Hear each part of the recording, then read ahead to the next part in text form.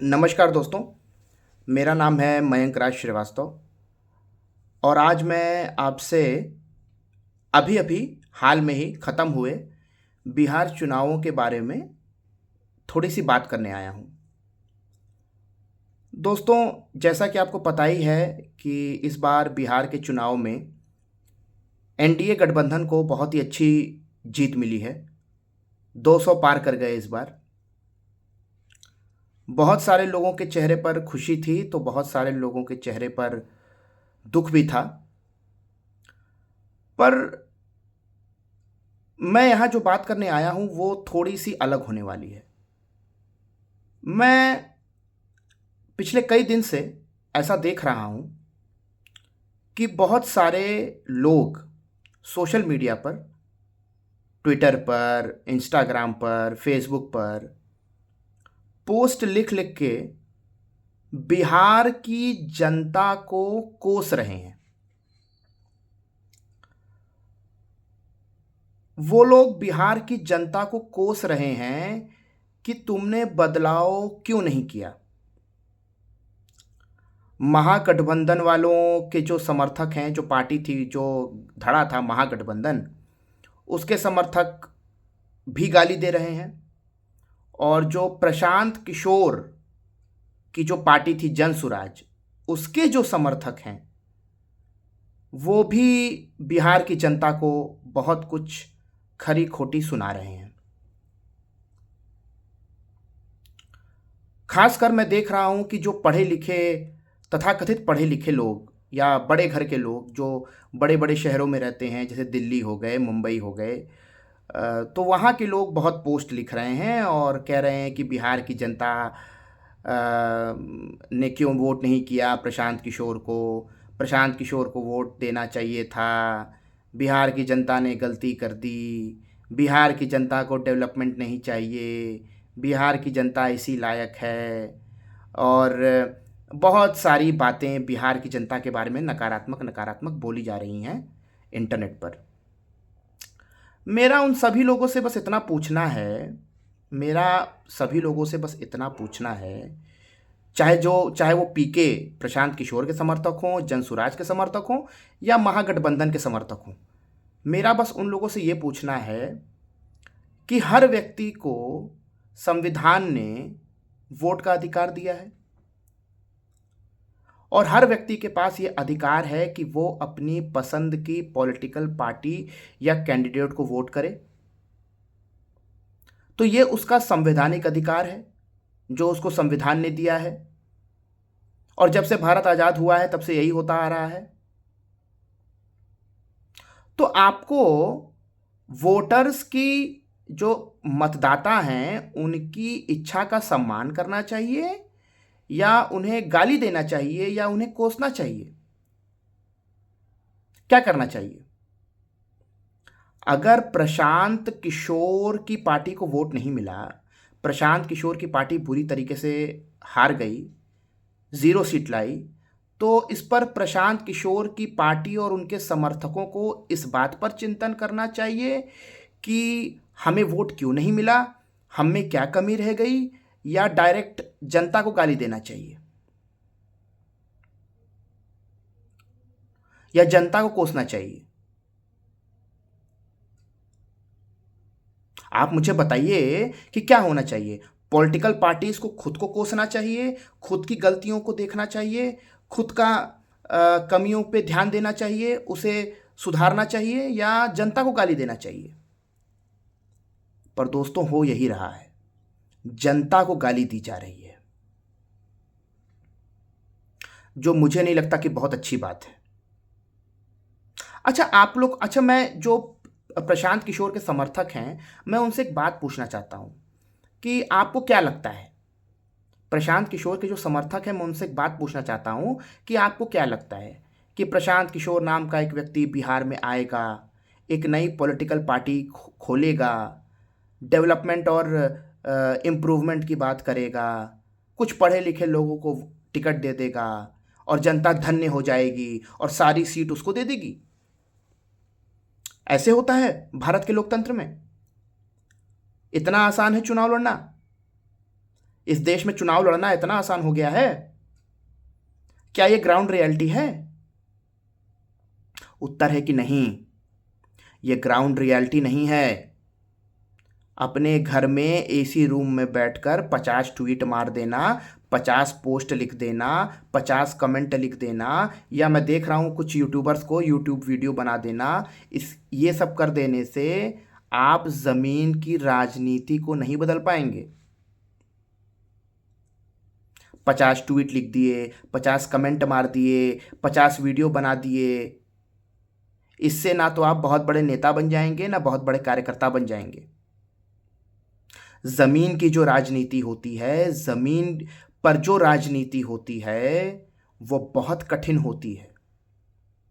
धूप, गर्मी, ठंडी, बरसात में निकलना पड़ता है, बहुत मेहनत करनी पड़ती है गधों की तरह दिन रात, तब जाकर कोई पॉलिटिकल पार्टी चुनाव जीतती है।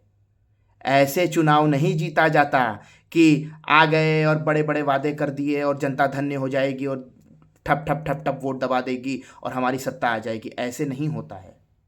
केजरीवाल का अब जो उदाहरण आप लोग देते हैं, या अगर आप लोग सोच रहे हैं कि केजरीवाल जैसा हो जाएगा बिहार में, तो ऐसा नहीं होगा। केजरीवाल एक अपवाद है। Bhajpa, JDU, RJD, LJP, Congress, ये सब बहुत पुरानी पार्टीज हैं। इन सब का वोट बैंक भी है। ये सारी की सारी पार्टी बहुत पुरानी है बिहार में।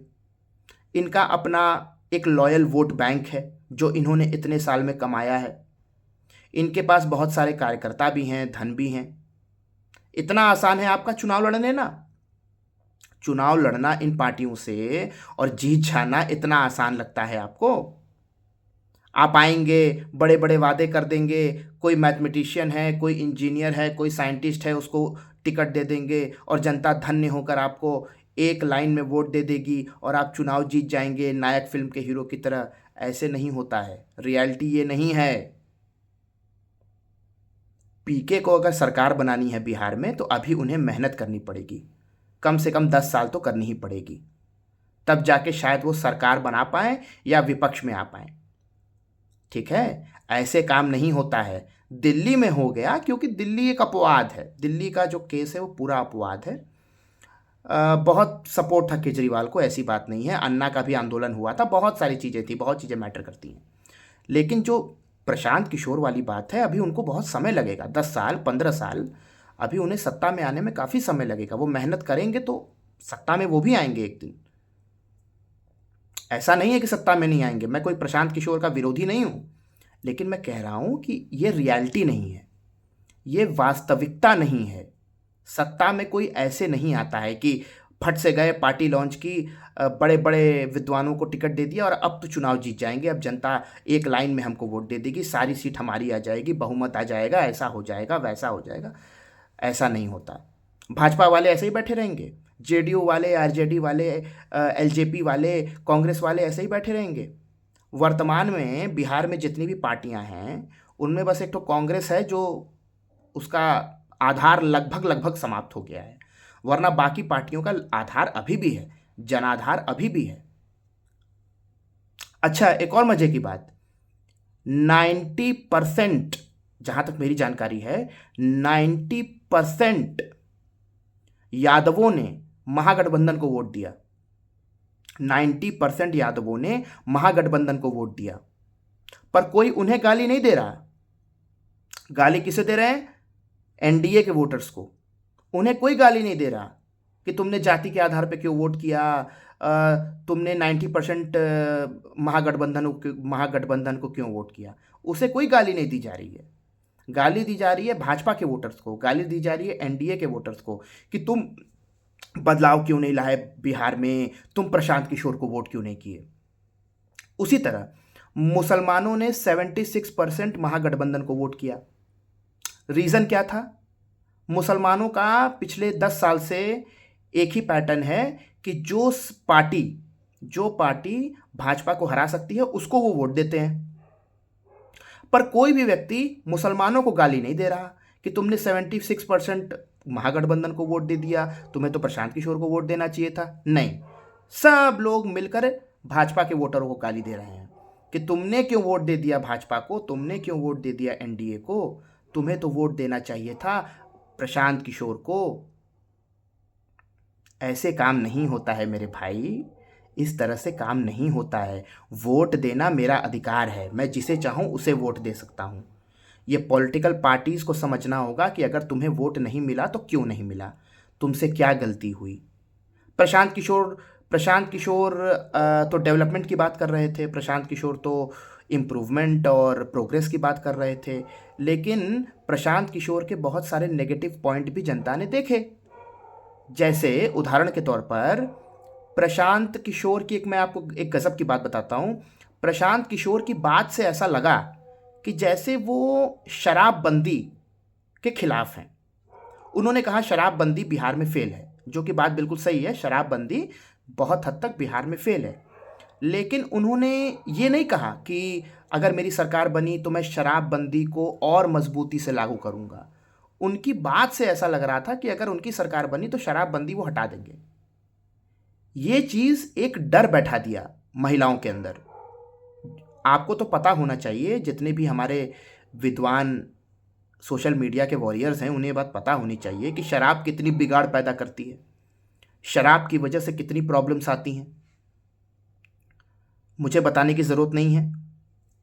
नशे में कितने क्राइम्स हो जाते हैं, नशे में कितने एक्सीडेंट्स हो जाते हैं, नशे में घरेलू हिंसा का क्या रेट है, ये सब तो मुझे पता ही, आपको तो पता ही होगा।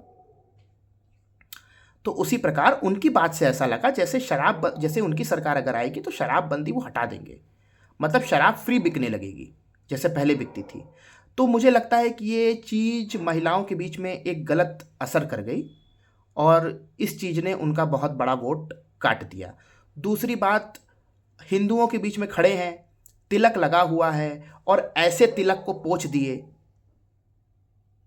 मुझे लगता है कि इससे बिहार के हिंदुओं में गलत मैसेज गया। जो ऐसे तिलक पोंछ दिए, मुझे लगता है इससे भी बिहार के हिंदुओं में गलत मैसेज गया।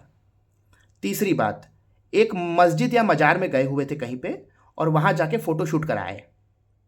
जैसे पहले समाजवादी के नेता करते थे वैसे वो भी कराए, ऐसे ऐसे जाके फ़ोटोशूट कराए, सर पे टोपी पहने हुए थे, ऐसे जाके फ़ोटोशूट कराए। तो जनता को लगा कि यार ये जितनी बातें कर रहा है डेवलपमेंट की और इसकी फलाने ठिकाना, ये उसको पूरा नहीं करेगा। ये भी उन्हीं सेक्युलर नेताओं की तरह है, जैसे बाकी सेक्युलर नेता वैसे ये भी सेक्युलर नेता। और जहाँ तक बात है डेवलपमेंट की, एजुकेशन की, हेल्थ केयर की, हर पार्टी, जो पार्टी आती है वो पार्टी वादा करती है कि हम आएंगे तो डेवलपमेंट कर देंगे, हम आएंगे तो महिलाओं की सुरक्षा कर देंगे, हम आएंगे तो हेल्थ केयर अच्छा कर देंगे, हम आएंगे तो शिक्षा अच्छी कर देंगे। ये तो हर पार्टी वादा करती है। तो पीके ने कौन सा नया वादा किया था?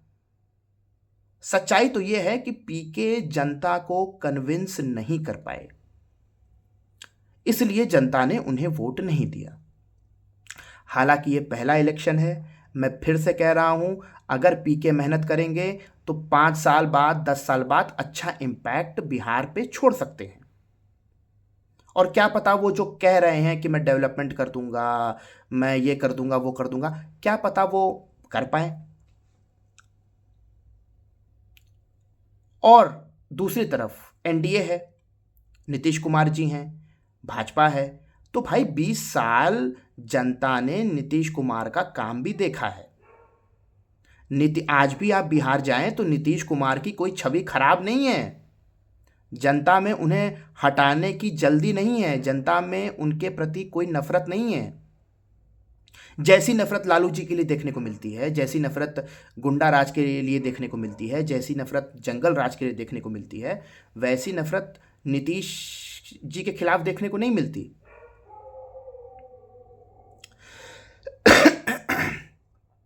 तो भाई नीतीश कुमार ने और एनडीए घटक दल ने बहुत अच्छा काम किया है। मतलब बहुत अच्छा तो मैं नहीं कह सकता, मतलब बहुत सारे अच्छे काम भी किए हैं। रोड बनी, बिजली आई, सुरक्षा हुई, स्थिति को नॉर्मल किया गया। तो इससे जो जनता में एक इम्पैक्ट गया है नीतीश कुमार का, वो ये गया है कि अगर इनकी सरकार आई तो अगर कुछ बहुत अच्छा नहीं होगा तो कुछ बहुत खराब भी नहीं होगा। हम सुरक्षित रहेंगे। जंगल राज नहीं आएगा। और जनता के दिमाग में एक ये भी बात थी कि अगर हम प्रशांत किशोर की तरफ जाएंगे तो कहीं ऐसा ना हो कि हिंदुओं का वोट बढ़ जाए और महागठबंधन की सरकार आ जाए। जिन लोगों को जंगल राज का डर सताता है, जिन्हें डर है कि जंगल राज वापस आ जाएगा, तो वो किसी भी हालत में महागठबंधन को रोकेंगे। वो किसी भी हालत में ऐसा कोई काम नहीं करेंगे जिससे महागठबंधन वापस सरकार में आ जाए। मतलब आरजेडी, महागठबंधन मतलब आरजेडी, आरजेडी सरकार में आ जाए, ऐसा कोई काम वो नहीं करेंगे। तो मेरा सभी ट्विटर के सोशल मीडिया वॉरियर्स से यही कहना है कि देखो भाई, जनता को गाली मत दो, जनता के मत का सम्मान करो। उन्होंने जो जनादेश दिया है उसका सम्मान करो, क्योंकि वोट मांगने 5 साल उनके पास ही जाना है। आसमान से वोट नहीं ले आओगे, जनता से ही वोट मिलेगा तुमको। तो जनता को गाली दोगे और जनता याद रखी तो क्या होगा तुम्हारा। और अब तो सोशल मीडिया का ज़माना है, कुछ भी नहीं जाता। 10-10, 20-20 साल पुरानी बात याद करा दी जाती है सोशल मीडिया के दौर में। तो भाई मेरी बात मानो, जनता को गाली मत दो। चलो मैं समझ सकता हूँ कि कोई महागठबंधन का समर्थक है तो वो कुछ भी बोल रहा है अपनी बौखलाहट में क्योंकि हार गए, लेकिन फिर भी मैं कहता हूँ, किसी भी पार्टी का कार्यकर्ता हो, किसी भी पार्टी का समर्थक हो, उसको जनता के जनादेश का अपमान नहीं करना चाहिए। तुम अपनी बात से जनता को कन्विंस नहीं कर पाए, जनता ने तुम्हें वोट नहीं दिया। जब तुम कन्विंस कर दोगे, जनता वोट दे देगी। केजरीवाल का उदाहरण मत लिया करो, केजरीवाल एक अपवाद था। नायक फिल्म की तरह कोई चुनाव नहीं जीतता, ये रियलिटी है। जमीनी हकीकत जो है ना चुनाव की, राजनीति की, बहुत अलग है। आपके जैसे, हमारे जैसे लोग जो एसी में उठते बैठते सोते हैं, आपके जैसे, हमारे जैसे लोग वो ज़मीन की राजनीति नहीं कर पाएंगे। धूप, पानी, ठंडी, हर मौसम में बाहर निकलना पड़ेगा, खटना पड़ेगा, मेहनत करना पड़ता है, तब जाके चुनाव का परिणाम अपने हित में आता है। अच्छा, तब भी गारंटी नहीं है कि चुनाव तुम्हारे हित में आएगा, कोई गारंटी नहीं है। भाजपा आजकल चुनाव जीत रही है, पर भाजपा बहुत चुनाव हारी भी है। एनडीए आज बहुत चुनाव जीत रहा है, पर एनडीए बहुत चुनाव हारा भी है। वही चीज़ कांग्रेस के लिए भी है। हालांकि कांग्रेस की चुनाव मशीनरी बहुत सुस्त है इस समय, लेकिन बाकी पार्टियों की अगर आप बात करें, आरजेडी, एलजेपी, जेडीयू, तो सबने मेहनत की है, बहुत खट के मेहनत की है। तो जब आदमी बहुत मेहनत करता है अपनी पार्टी को चुनाव जिताने के लिए, तब कहीं अच्छे परिणाम आते हैं।